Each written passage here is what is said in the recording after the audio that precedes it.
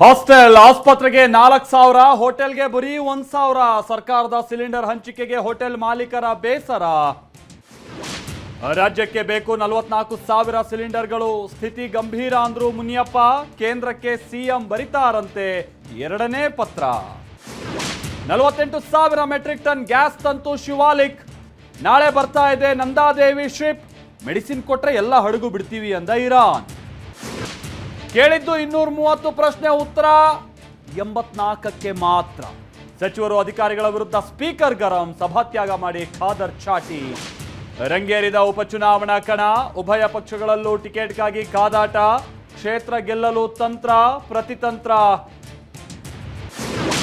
ಬಿಹಾರದಲ್ಲಿ 5 ಸ್ಥಾನ ಗೆದ್ದ ಎನ್ಡಿಎ. ಒಡಿಶಾದಲ್ಲಿ ಕಾಂಗ್ರೆಸ್ನ 3ರಿಂದ ಅಡ್ಡ ಮತದಾನ.